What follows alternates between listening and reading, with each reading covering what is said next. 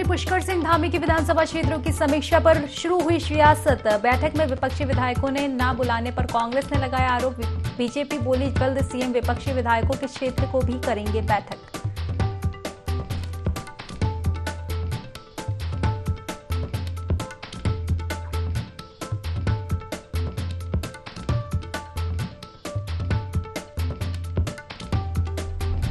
खटीमा के शिक्षा भारती आदर्श विद्यालय के वार्षिकोत्सव में शामिल हुए सीएम धामी। कहा, नई शिक्षा नीति से छात्राओं के जीवन में आएगा क्रांतिकारी परिवर्तन।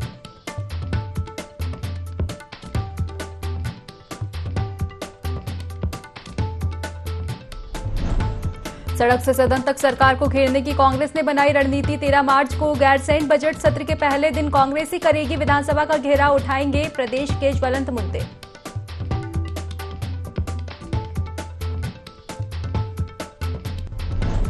अंतर्राष्ट्रीय योग महोत्सव के चौथे दिन राज्यपाल ने किया प्रतिभाग। ऋषिकेश को बताया योग, ध्यान और साधना का विशिष्ट स्थान। कहा, पूरी दुनिया तक जाए योग महोत्सव की गूंज।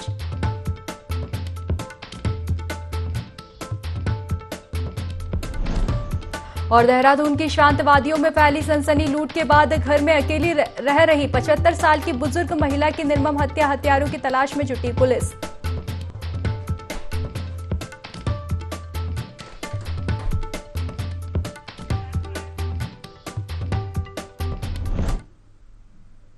नमस्कार, बहुत बहुत स्वागत है आपका देवभूमि लाइव में और मैं हूं आपके साथ खुशी व्यास। तो चलिए रुक कर लेते हैं खबरों की ओर। उत्तराखंड के पूर्व मुख्यमंत्री और महाराष्ट्र के पूर्व राज्यपाल भगत सिंह कोश्यारी खटीमा पहुंचे, जहां उन्होंने खटीमा के शहीद स्मारक पार्क में शहीदों को श्रद्धांजलि अर्पित की।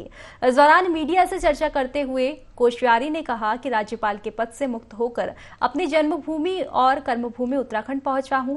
अब यहां उत्तराखंड को विकसित करने का कार्य करूंगा। प्रधानमंत्री मोदी ने उत्तराखंड के लिए जो सपना देखा है उसे साकार करने में योगदान दूंगा।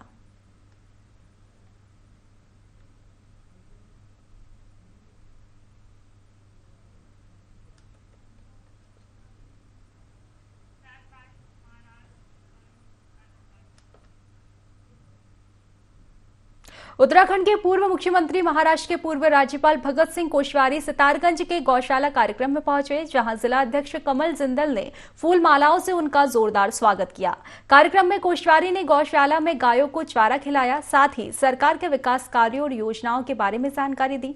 कोश्यारी ने सभी भाजपा कार्यकर्ताओं से अपील की है कि जनता को सरकारी योजनाओं की जानकारी दें, जिससे आम जनमानस को योजनाओं का लाभ मिल सके।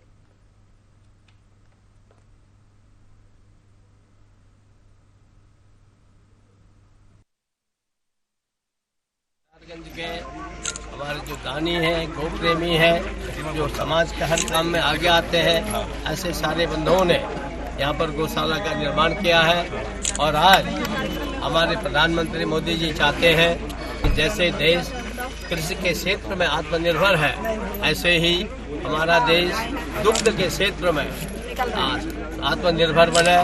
अगर यहाँ दूध आता है गुजरात से या कहीं बाहर से, कोशिश करनी चाहिए हम गाय का पालन करें।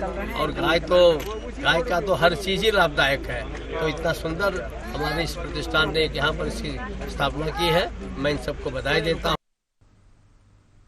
ऋषिकेश मुनि की रेते स्थित गंगा रिजोर्ट में 7 दिवसीय अंतर्राष्ट्रीय योग महोत्सव का आयोजन किया गया। महोत्सव के चौथे दिन राज्यपाल लेफ्टिनेंट जनरल गुरमीत सिंह ने बतौर मुख्य अतिथि शिरकत की।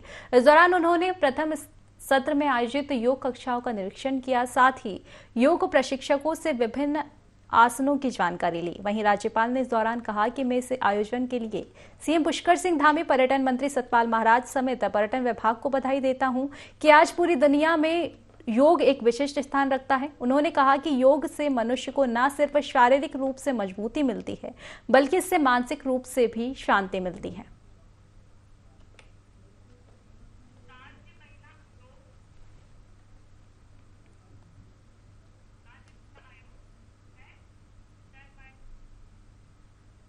खबरों में आगे बढ़ेंगे। उत्तराखंड राज्य महिला आयोग की अध्यक्ष कुसुम कंडवाल चंपावत पहुंची। वहां उन्होंने चंपावत जिला अधिकारी कार्यालय सभागार में जनपद के सभी विभागों के वरिष्ठ अधिकारियों के साथ सीडीओ आरएस रावत की अध्यक्षता में बैठक की और जनपद में महिलाओं के सशक्तिकरण की सरकारी योजनाओं का संज्ञान लिया।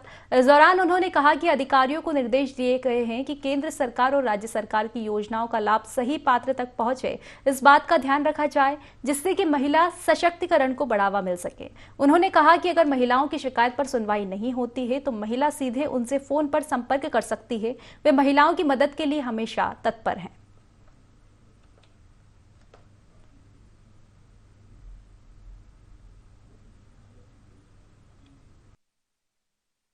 निर्देश तो यही है कि जो सरकार की योजनाएं हैं, सरकार योजनाएं लागू करती है और उसका निस्तारण और वो निचले स्तर तक पहुंचाना, जनता तक पहुंचाने का काम अधिकारियों का होता है। उनकी मॉनिटरिंग होनी है। माननीय मुख्यमंत्री जी ने योजनाएं लागू की, माननीय प्रधानमंत्री जी ने योजनाएं लागू की हैं, तो उसका काम अधिकारियों का हो। अधिकारी तो सरकार के हाथ पैर होते हैं भाई, वो सिर्फ कागजों तक उसे सीमित न रखें। वो कितने को लाभ मिला, कितने लाभार्थियों को वास्तव में वो सही को मिला है या गलत को मिला है, यही मैं मॉनिटरिंग मेरा करने का उद्देश्य भी है। मैं आपको थोड़ा समझा दूं कि महिला उत्पीड़न के मामले तो वैसे ही हैं, लेकिन जागरूकता ज्यादा आई है। महिलाओं में जागरूकता आई है, उन्हें पता है कि अपने अधिकारों को वो समझने लगी हैं। आज वो थोड़ा जागरूक हुई हैं और अपनी बात रखने में सक्षम हुई हैं, इसलिए आंकड़े हमें ज्यादा दिख रहे हैं। महिलाएं अगर आज थाने तक पहुंच रही हैं तो आप उनकी बात सुने, गंभीरता से सुने। स्वयं मैं 1 वर्ष मुझे हो गया महिला आयोग में, और 1 वर्ष से मैं जहां भी दूरस्थ क्षेत्र की जो भी जिसी तरह की कोई बेटी हो या कोई महिला हो, वो मेरा टेलीफोन नंबर अगर उसे मिल जाता है, वो मुझे तक कॉल करती है, तो मैं उससे कहती हूँ यहाँ तक आने की आवश्यकता नहीं है। तुम जहां थाना, पुलिस, राजस्व पुलिस जो भी है, आप वहीं पर रहें, मैं कॉल करती हूँ। उत्तराखंड की ग्रीष्मकालीन राजधानी गैरसैंण में 13 मार्च से बजट सत्र की शुरुआत होगी। बजट सत्र को लेकर जहां एक ओर सरकार ने तमाम तैयारियां कर रखी है, तो वहीं दूसरी ओर विपक्ष में बैठी कांग्रेस ने सरकार को घेरने के लिए रणनीति बना ली है। सत्र के पहले ही कांग्रेस विधानसभा घेराव करने की तैयारी में है। कांग्रेस प्रदेश अध्यक्ष करण माहरा ने कहा कि कांग्रेस अर्थव्यवस्था, भर्ती घोटाले सहित तमाम मुद्दों पर धामी सरकार को घेरने की तैयारी में जुट चुकी है।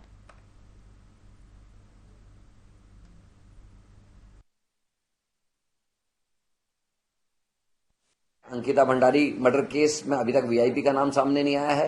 भर्ती घोटाले में अभी उस वीआईपी का नाम सामने नहीं आया है जिसका जिक्र एस राजू ने इस्तीफा देते समय किया कि हाकम सिंह और मंडल अध्यक्ष जो इनके बीजेपी के पकड़े गए हैं, उनके संरक्षक जो हैं वो जांच नहीं होने देना चाहते, उसका नाम सामने नहीं आया है। बेरोजगार नौजवान नवयुवतियों पर लठ चले हैं इस राज्य पे, ये विषय है। गन्ना किसानों का पुराना भुगतान अभी तक नहीं हुआ है और न ही समर्थन मूल्य को बढ़ाने की कोई कार्रवाई सरकार ने की। हमको उम्मीद थी कि सरकार इस बार की कैबिनेट में गन्ना का समर्थन मूल्य बढ़ाएगी और उनके पुराने भुगतान का जिक्र करेगी, पर ऐसा नहीं हुआ। हाँ, गन्ने के सीरे से बनने वाली शराब का मूल्य जरूर बढ़ाया गया। तो सरकार अकंठ जो डूबी हुई है, खनन इस प्रदेश में जिस तरीके से चल रहा है, ये सारे ऐसे विषय हैं जिनको लेकर हम सरकार को घेरने का काम विधानसभा सत्र के दौरान करेंगे। रुड़की के मंगलोर कोतवाली पहुंचे डीजीपी अशोक कुमार का हरिद्वार एसएसपी अजय सिंह ने स्वागत किया। डीजीपी ने मंगलोर कोतवाली का निरीक्षण किया। उन्होंने अधिकारियों को लोगों की समस्याओं के समाधान और पीड़ितों को न्याय दिलवाने की बात कही। इसके साथ ही कोतवाली में खड़े वाहनों की जानकारी भी ली और दस्तावेज खंगाले। इसके बाद डीजीपी ने कोतवाली में उप निरीक्षक विवेचना के लिए बनाए गए कक्ष का लोकार्पण किया और नशे के खिलाफ हस्ताक्षर अभियान की शुरुआत भी की।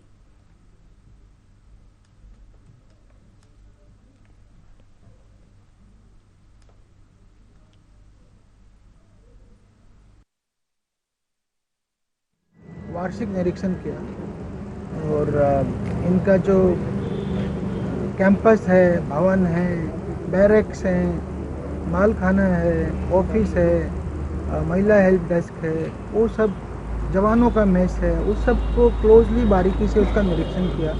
और साल भर में थाने में जितना अपराध हुआ है, जितनी दुर्घटनाएं हुई हैं, उन सब के बारे में भी क्रिमिनल्स का हर एक का विस्तार से एनालिसिस किया।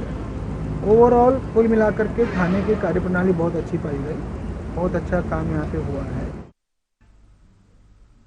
खबर रुद्रप्रयाग के तल्ला नागपुर क्षेत्र से है, जहां भगवान तुंगरेश्वर महादेव के प्रांगण में पंचकोटी गांव द्वारा 11 दिन का शिवपुराण महायज्ञ का आयोजन किया गया।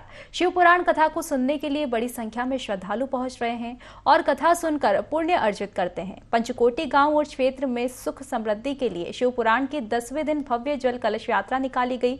इस जल कलश यात्रा को लेकर लोगों में काफी उत्साह देखा गया।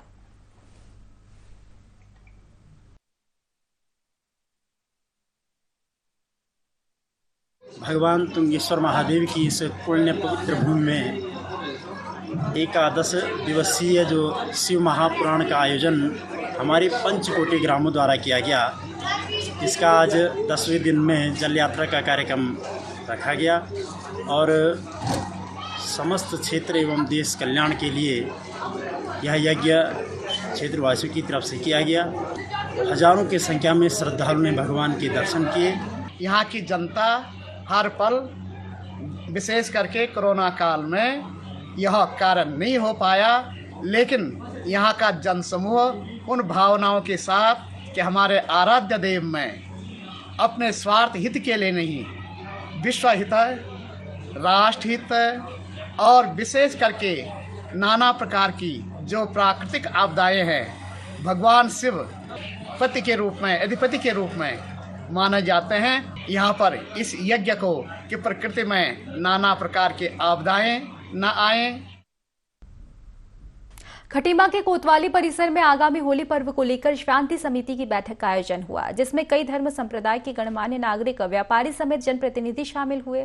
एसएसआई अशोक कुमार की अध्यक्षता में यहां बैठक हुई। बैठक में सभी से होली पर्व सौहार्द और शांतिपूर्ण ढंग से मनाने की अपील की गई और जरूरी दिशा निर्देश भी दिए गए। बैठक में शामिल व्यापारी वर्ग और जनप्रतिनिधियों ने शहर में सुरक्षा एवं शांति व्यवस्था बनाए रखने का आश्वासन दिया। साथ ही शहर के कई क्षेत्रों में पुलिस तैनाती और पुलिस गश्त की व्यवस्था किए जाने की मांग की, जिससे आपराधिक घटनाएं ना हो सके।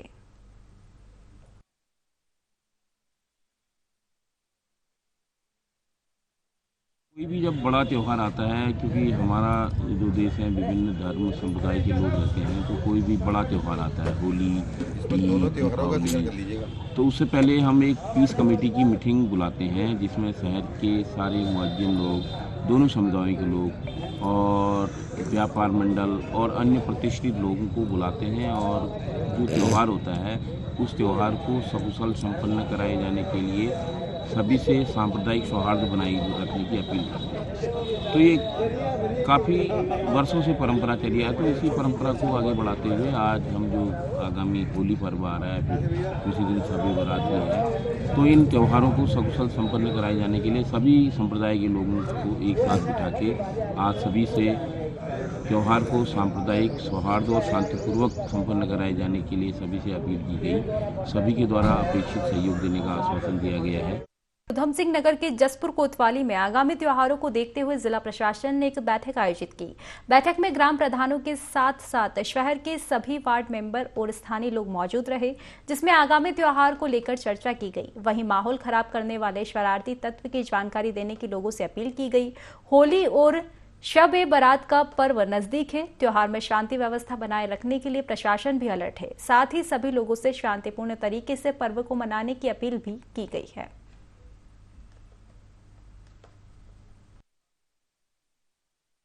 दो तीन बिंदुओं पर मुख्यतः चर्चा की गई। नंबर पहला बिंदु तो होली से पहले और होली के दौरान और होली के बाद क्या क्या सावधानियां बरत सकते हैं, उसके संबंध में व्यापक परिचर्चा भी की गई है। होली के पहले कुछ लोग मेरे संज्ञान में आया है कि कुछ लोग रस्सी लगा करके लोगों को रोकते हैं, अंदर की तरफ से लोगों से चंदा वसूली करते हैं। ऐसे लोगों पर सख्ती से रोकथाम लगाई जाएगी। इसके लिए पुलिस प्रशासन ने अपनी तरफ से कमर कस ली है और सभी अपने अधीनस्थ अधिकारियों को निर्देशित भी किया गया है।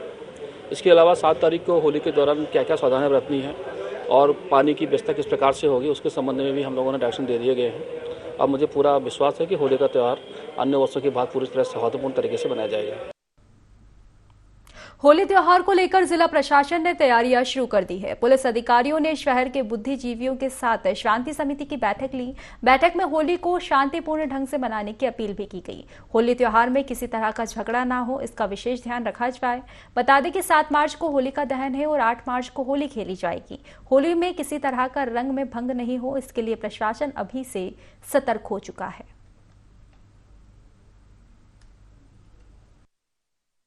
2-3 बिंदुओं पर मुख्यतः चर्चा की गई। नंबर पहला बिंदु तो होली से पहले और होली के दौरान और होली के बाद क्या क्या सावधानियां बरत सकते हैं उसके संबंध में व्यापक परिचर्चा भी की गई है। होली के पहले कुछ लोग मेरे संज्ञान में आया है कि कुछ लोग रस्सी लगा करके लोगों को रोकते हैं, अंदर की तरफ से लोगों से चंदा वसूली करते हैं। ऐसे लोगों पर सख्ती से रोकथाम लगाई जाएगी। इसके लिए पुलिस प्रशासन ने अपनी तरफ से कमर कस ली है और सभी अपने अधीनस्थ अधिकारियों को निर्देशित भी किया गया है। इसके अलावा 7 तारीख को होली के दौरान क्या क्या सावधानियां बरतनी है और पानी की व्यवस्था किस प्रकार से होगी उसके संबंध में भी हम लोगों ने डायरेक्शन दे दिए गए हैं। अब मुझे पूरा विश्वास है कि होली का त्यौहार अन्य वर्षों के बाद पूरी तरह सौहार्दपूर्ण तरीके से मनाया जाएगा। जिलाधिकारी धीराज सिंह ने रामनगर तहसील सभागार में अधिकारियों के साथ बैठक की, जिसमें उन्होंने 28 से 30 मार्च तक रामनगर में होने वाली G20 बैठक को लेकर आवश्यक दिशा निर्देश दिए। उन्होंने बताया कि यहां बैठक ढिकुली स्थित ताज एवं नम्हा रिजोर्ट में आयोजित होगी, जिसके चलते जिस इलाके में बाहर से आने वाले डेलीगेट का भ्रमण होगा उस इलाके में साफ सफाई और सड़कें दुरुस्त करने के साथ ही स्वास्थ्य, यातायात और सुरक्षा व्यवस्था के पुख्ता इंतजामों को लेकर अधिकारियों को दिशा निर्देश दिए गए हैं। उन्होंने बताया कि G20 की बैठक उत्तराखंड के लिए अहम होगी। इसमें भाग लेने वाले डेलीगेट्स यहां से एक अच्छा संदेश लेकर जाए, ऐसा उनका प्रयास रहेगा।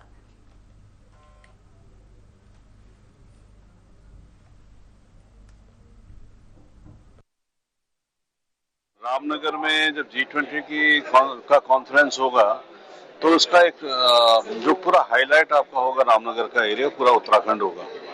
और जो कॉन्फ्रेंस हमारी 28, 29, 30 तारीख को है तो उसमें लगभग 100 के करीब डेलीगेट्स आएंगे। उसमें ताज और आपका नमो में हमारा प्रोग्राम रहेगा।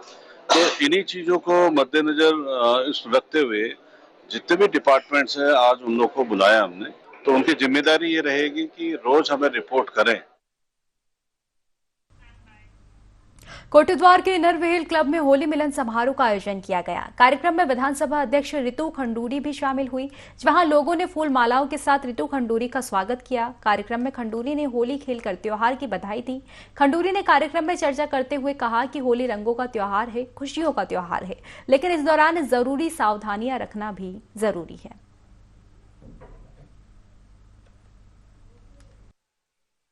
मिलन के कार्यक्रम में मैं यहाँ पे पहुँची हूँ। महिला दिवस भी आने वाला है, 8 मार्च को महिला दिवस है, तो साथ ही साथ हमने महिला सशक्तिकरण और होली का कार्यक्रम आज यहाँ पर किया। बधाई देना चाहती हूँ इनरव्हील को।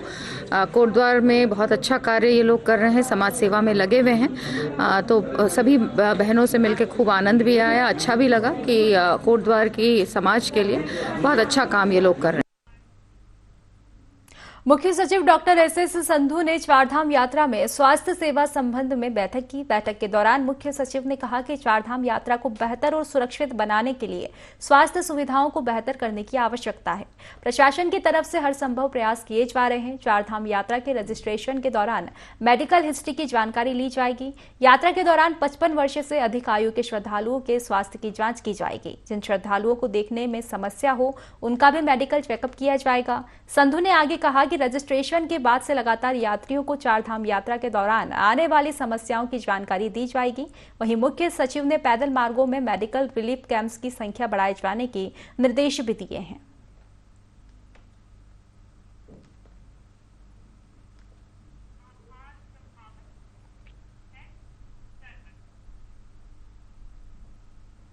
चंपावत पत्रकार संगठन ने मुख्यमंत्री पुष्कर सिंह धामी का आभार जताया। बता दें कि पत्रकार कुंदन सिंह का बेटा प्रशांत गुमशुदा हो गया था, जिसकी सूचना मिलने पर खुद सीएम धामी ने कुंदन सिंह से चर्चा की और पुलिस अधिकारियों को जरूरी निर्देश दिए, जिसके बाद अनेक पुलिस संगठनों ने मिलकर फर्रुखाबाद से प्रशांत को बरामद कर लिया। जिला पत्रकार संगठन ने प्रशासन की इस कार्यवाही के लिए धामी को धन्यवाद दिया है, साथ ही पुलिस प्रशासन का भी आभार जताया है।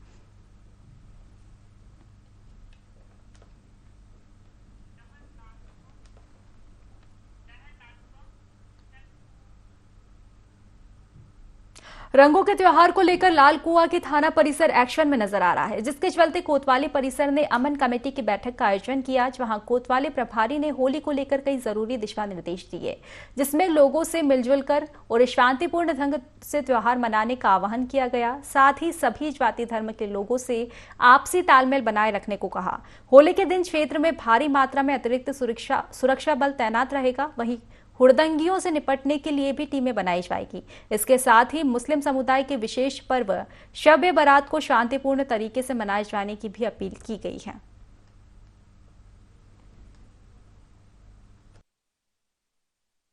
कमेटी की बैठक आयोजित की गई है। होली और शब-ए बारात की जो है कैसे सकुशल संपन्न करें, सभी सम्रान व्यक्ति, सभी जनप्रतिनिधि, हमारे जो है नगर के प्रथम व्यक्ति चेयरमैन साहब, जल संस्थान और बिजली विभाग के एसडीओ साहब सभी आए हैं।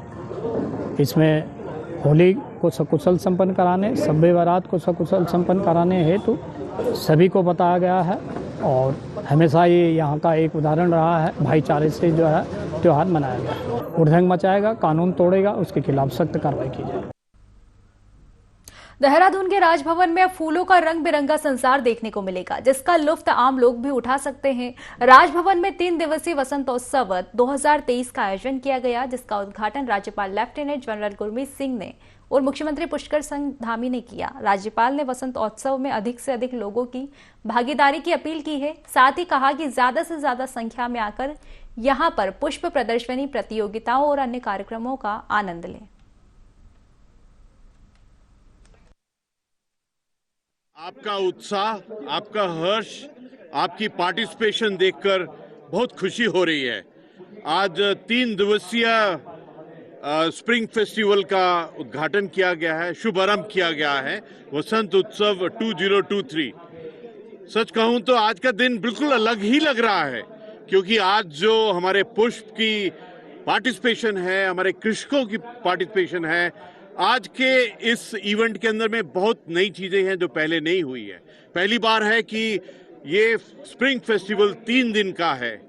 जो पिछली बार 200 सेल्फ हेल्प ग्रुप्स ने पार्टिसिपेट किया था, इस बार 785 ग्रुप्स पार्टिसिपेट कर रहे हैं। मुझको लगता है कि इस बार जिस एक अलग ही उत्साह के साथ में सबने पार्टिसिपेट करने का सोचा है, बीड़ा उठाया है।